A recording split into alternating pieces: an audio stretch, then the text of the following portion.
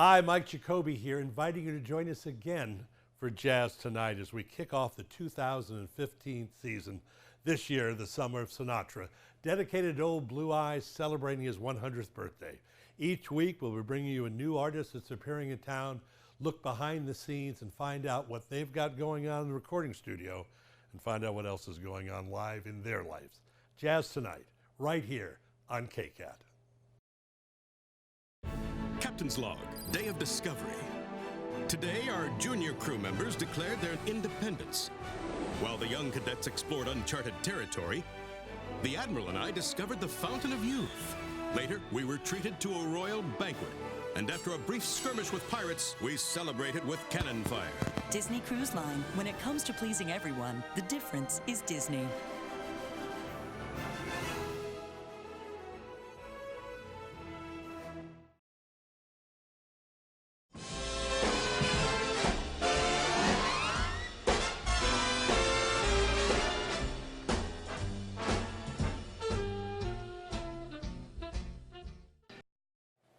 Hello, and welcome to Jazz Tonight. I'm Michael Jacobi, executive producer of Jazz on the Plazz, and host of Raising the Standards on KSCO Radio Santa Cruz.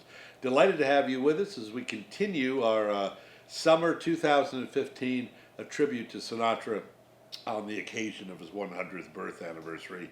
Second week, Mark Masters Ensemble. Delighted to have an old friend of mine, and as we say in the business, the leader of the band. Yes, that is correct. Mark Masters. How are you, buddy? Good. How's everything? What's good? This is now. Last week we had like 4 guests on the couch. Now it's you and I. We can just spread out. And you're not billing me for this. No, I'm no, on no. the couch. But Not for the couch. I'm not sending you a check for $200. The shoes are obviously a rental, but not on the couch. How are you? I don't know. It's my good. They're my son's hand-me-downs. Welcome. Everything is good. We're loving Los Gatos. How tough is it not to love Los Gatos? I love Los Gatos. It's Chardonnay, Brie, and the home of the cougar. Yes, That's I got true. you there. That's right. They roam the hills for those people who aren't listening correctly. Rump bump with your cocktail drumstick. The Mark Masters Ensemble, which we'll talk about in just a second. Tell me a little bit about your background. When I went to your Wikipedia page, I think it said you were a Gemini and you enjoyed boating. Oh no, that was from the dating game. You have been described, and don't be modest about it, as one of the great arrangers of the 20th and the 21st century. Wow. Tell me what an arranger is in music. What is an arranger? An arranger takes either your own melodic material, or you can take what I've done for the program later today, taken 8 songs, standards, and chart their course, as it were, decide how we're going to do this and how best. I'm mostly guided by who's playing the music and their skill set. Now, on the off chance someone's watching this show, which is running obviously later than when the concert ran, it's not our fault if you show up at the park tonight and there's no concert. But you were wonderful. By the way, it was a great show. But arranger, I think of Gil Evans. An arranger can be a composer as well. Well, you can't be an arranger without being a composer. Oh, really? Yes. Oh, so you just couldn't arrange tunes? In theory, well, okay. I guess what I'm saying is an original composer. You could know the charts. I mean, if you could read music and know charts, Right. In theory, you could arrange something, but not necessarily written something. Yes, that is mostly There true. were so many answers Yeah, I'm to not that sure how many answers I should give you, but you cannot. I'll go back to my originals. You can't be just an arranger. Okay. You have to be a composer, because if you just orchestrate a lead sheet, people are going to throw tomatoes at you. Are there a lot of composers that aren't arrangers?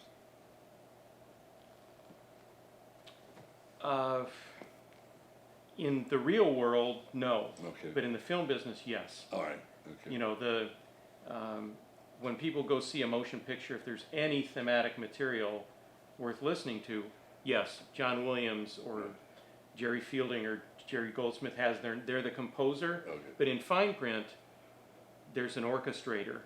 Okay. And that's the real brains behind the outfit, because he's taking this sketch, melodic material, and whoever the composer is says, well, I'd like to do this here, and I'd like to do this right here, and then the Arthur Morton was one of the great ones, orchestrated Chinatown, Jerry Goldsmith's score. Well, for instance, since we'll talk more about Sinatra throughout the interview, but since we're doing a bit of an homage to Frank, I think of one of the iconic arrangers for Sinatra was Axel Stordahl. But he would do arrangements on tunes that he had written himself. Am I correct on that? Axel Stordahl did some composing, but for the most part, he was orchestrating and arranging Right. other people's music for Sinatra. And by the way, Axel Stordahl was a big Ravel fan.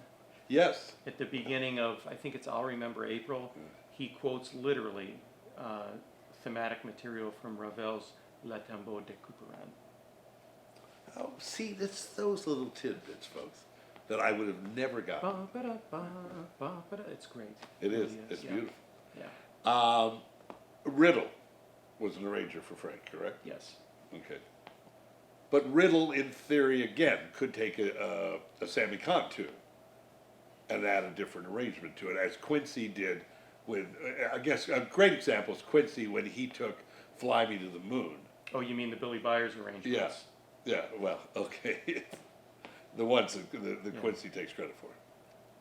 You said that, I didn't. Yes, all right. But yeah, it's the Billy Byers things, like it might as well be swing. Yeah, Unbelievable. yeah, absolutely, absolutely. Is Quincy dead yet? It's hard to tell. Is he still living? He's still living. Okay, no, I was seriously asking. Yeah. Okay. No, Quincy, actually, I wrote him to see if he'd send a little note wishing us Right. luck. So he could be dead, but I Okay. didn't get an answer. That means Obama's dead too, because he didn't write back. So it's all relative. Tell me a little bit about growing up with your musical family. Not necessarily. The only musical person in the family was one of my aunts who taught band in Indiana. Oh, like your aunt was Robert Preston? Okay. An obscure joke. Yes. No, I was. Well, I mean, did you have the obligatory piano lessons? No. No, And so you I'm just sat around. I'm the only kid whose mother didn't force them to take piano Really? lessons. And my mother's a saint. She let me play baseball instead. God, I wish I had been able to learn to play the piano. But you make a good turn at second then. Yes, that's right. That's important. So at what point in life did you Well- say, I ought to follow the ants? Okay, the well, ants I was never a rock and roll guy, right? So when I was a kid growing up in Redlands, California, I used to listen to KFI. Okay, And in sure. the mid, still to the late '60s, KFI played music. You could hear Sinatra. It was kind of a middle of the road station. Yeah, Harry James, Count Basie, lots of great stuff, and that was my thing. That music. So. All right, but that doesn't mean it's not a hop, skip, and an eighth note to becoming an arranger. It hasn't. How did you get into the music? And Well- it was a formal training in high school or college? Or No, I wish I had paid attention in college, in theory, in harmony classes. So but, you're a music major? yeah, Okay. but you can't learn to be an arranger. Nobody can teach you how to be an arranger or orchestrator. Okay. You have to figure it out on your own. So I had the good fortune when I went to a place called Riverside City College, and there was a gentleman there who was a great friend and mentor to me. He's now gone, Roger Rickson, who knew what I was going to do before I knew what I was going to do. Which is the definition of a mentor. And he steered me, and he laid all the right stuff on me. You got to hear this record. He was the master of having all the obscure records. Like if a guy made one record, but it was unbelievable, he had it. So you're listening to music, and you're a fan of the, let's call it the swing era. Were you composing at that point? No. Or were you saying to yourself, this is a great sound, I wonder how I could do it differently to make Yes. it sound, to put my imprint on it, make it sound better?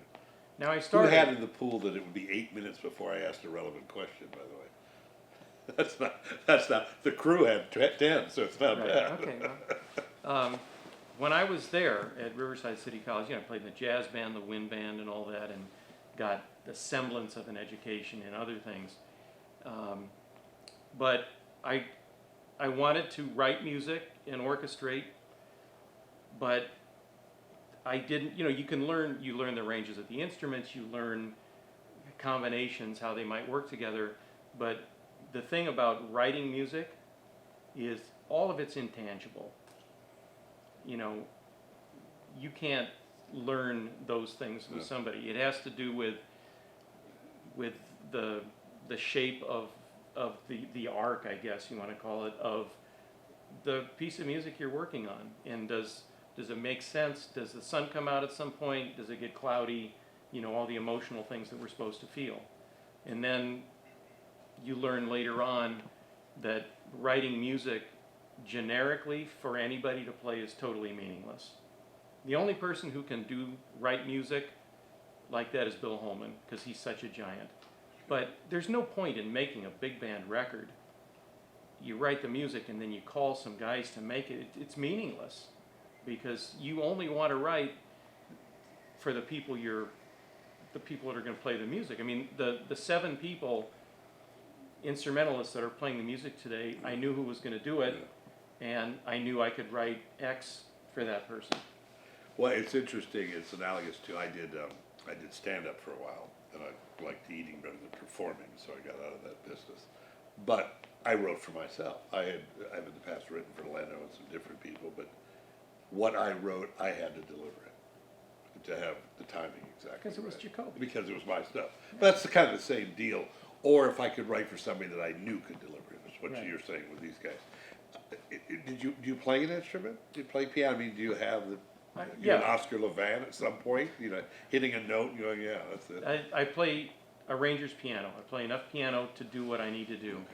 Okay. I'm a failed trumpet player, Okay. but like I said, my friend Roger Rickson, he knew I wasn't going to play the trumpet before I knew that. So Now, technology with just the word technology puts me way over my head, but which you alluded to earlier, by the way. But I mean, are there programs and stuff that are real helpful? what do you mean For programs? arranging? Are there programs that can chart something for you easier than sitting down and writing it out longhand? Aren't there systems now that you can do that? You are just the worst person to ask. There's not like a Mac deal, right? If there is, I don't know about it. I have an acoustic piano, Okay. and I have Do you have an electric piano? no, No. and I have paper and pencils Okay. and erasers. That's all. Always yellow pads. No, if you want to really know, I Yes. write on 2-stave sketch paper, Uh-huh.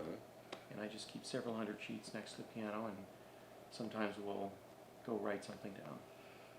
Is it the program that you wrote for what is this evening, or will be last week by the time the folks see this? Is it more daunting, less daunting, or equally daunting to arrange tunes that are so universally known, such as things that Frank established as standards? No. The only daunting part is starting with blank paper. Okay.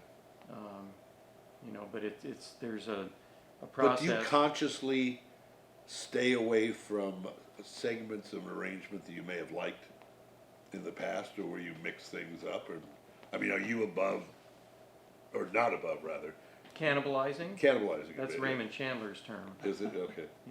He would talk about cannibalizing short stories that he Yeah. had written, and you'll see portions of several short Yeah. stories in The Big Sleep or Lady in the Lake. Right. Or as Stephen King said, you tell a story enough, it pretty much you believe it's true. John Ford said, what is it, print if you've got a choice between the facts and the legend, print the legend, right, in so many words. So, but my point is, if you're arranging a new arrangement, which obviously every arranger you do is a new arrangement, of a Gershwin tune, does anything of arrangement that you were particularly fond of, that maybe brought you the tune, That somebody else has yeah, done? that someone else has done? Or is arrangements have to be totally different? You can't have any of the same thing. It's not really a question that comes up. It's not an ethical issue That's why this show is so cutting edge. to deal with. The master's philosophy: Yes. treat every song.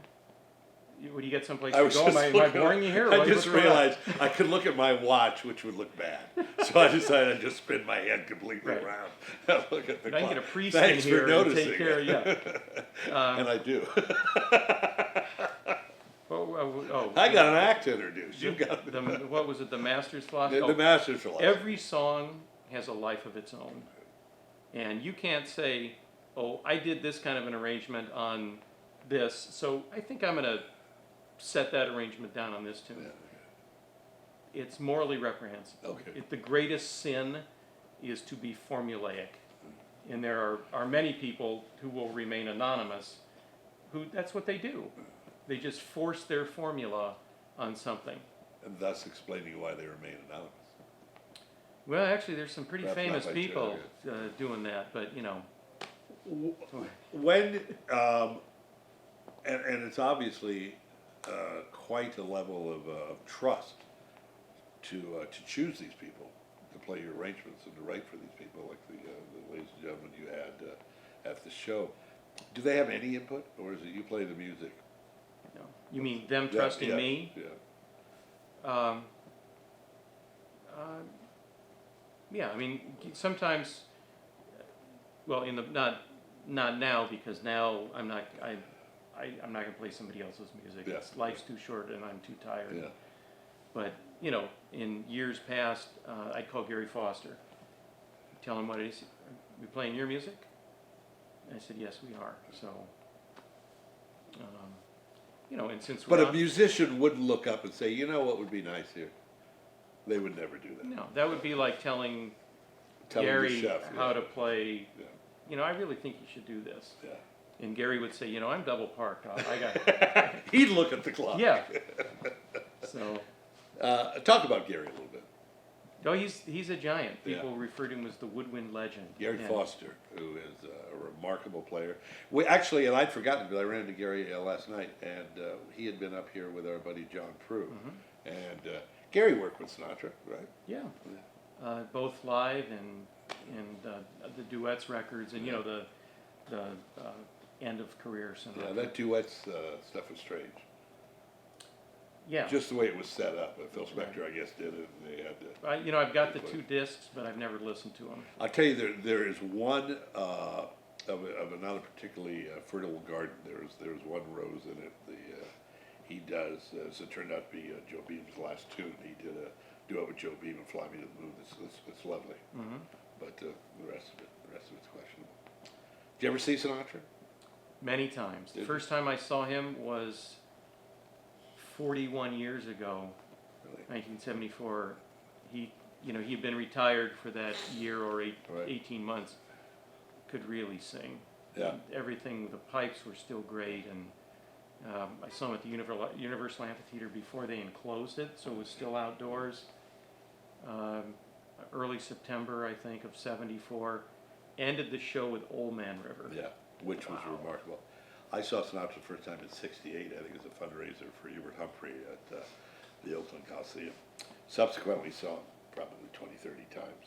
And my wife's, I told the story at the show, my wife's aunt was Dorothy Loudon, who was an Annie on Broadway, and her uncle was a guy named Norman Paris, who was a piano player who used to play for Sinatra at the Copa.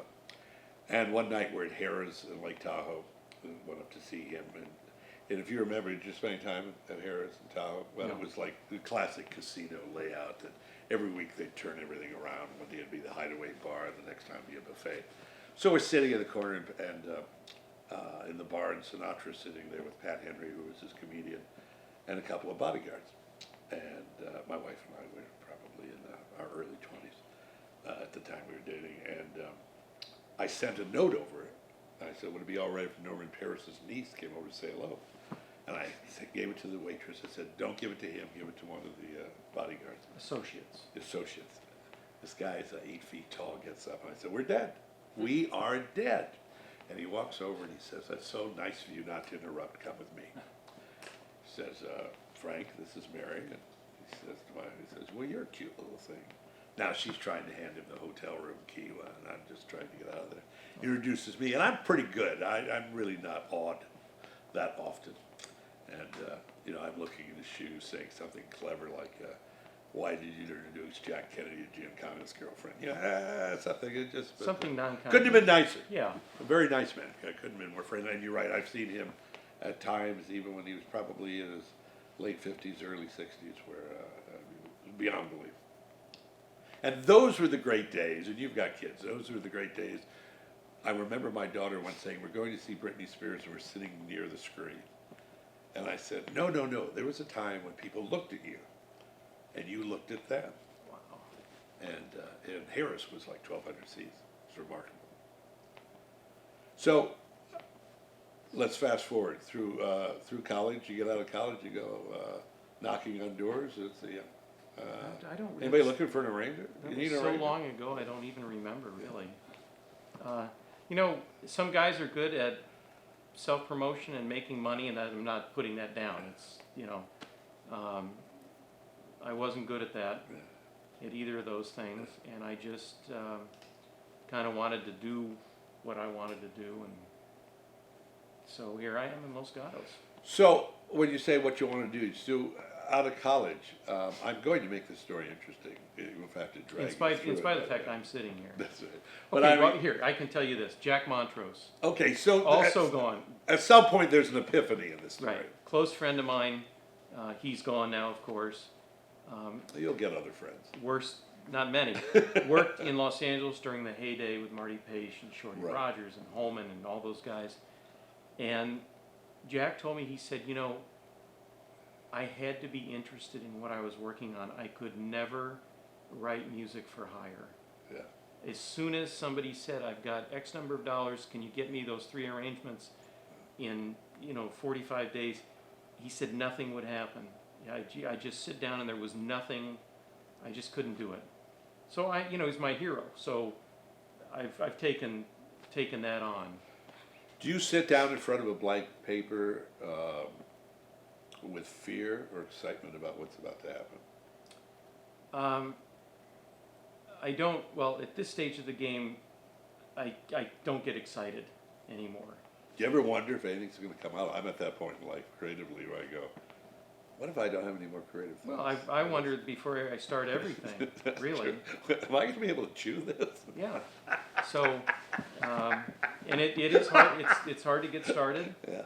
Just because it seems so daunting. Yeah. Like for this, I wrote the equivalent of an hour's worth of music, and I start and I do one, and then it kind of comes out of that. Yeah. You are involved, as I said at the concert, you are a bit of an overachiever, from arranger to musician. Overachiever. Would you mind writing that I down, will getting it write that down. notarized so I can give it to my wife? Absolutely. I will put that on an endless loop. You can Okay. play it in the car. Yeah. Fortunately, it'll be on an 8-track. Musician, educator, philanthropist, and you run the American Jazz Institute. Yes. With a good friend of ours, Alan Schultz. Alan Schultz, who was one of my mentors in radio. Tell me about the Jazz Institute. We've been around 17 years, 18 years, and primarily what we do is produce jazz concerts, and the last 6 or 7 years have been out Palm Springs area, and the proceeds go to give scholarship money to kids to study with professional musicians working specifically in this area, jazz, and the gag is, yes, they can grow up to be like us and stand at the bar during the break.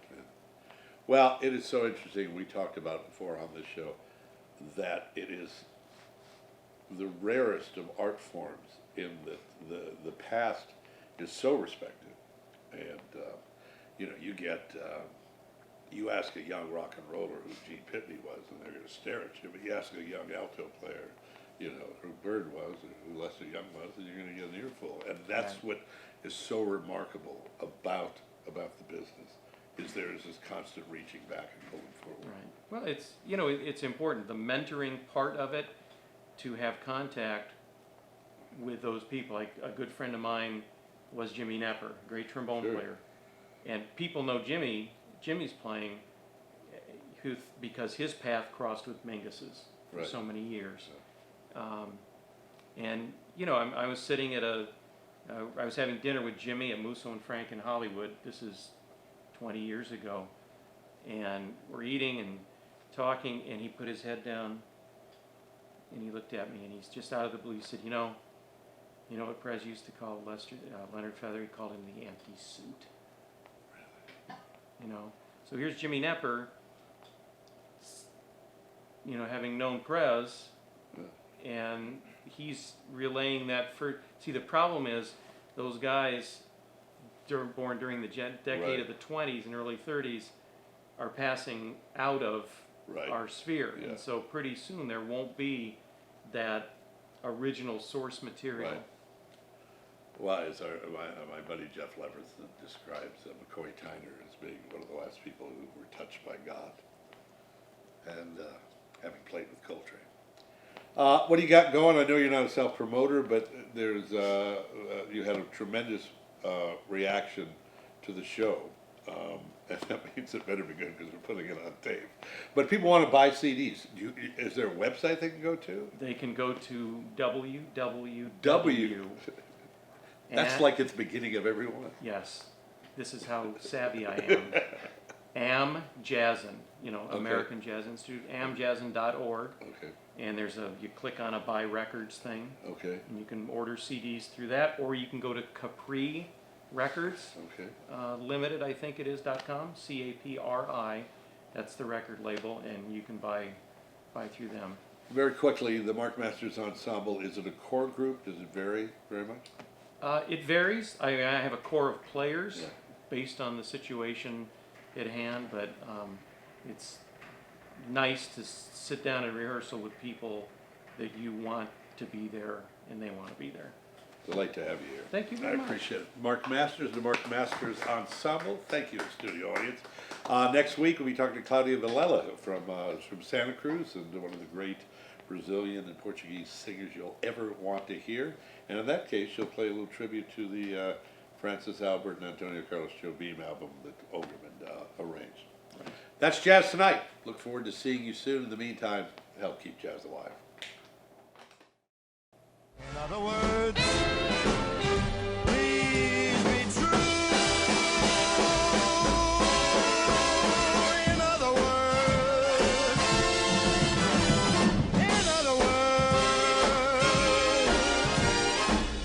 I love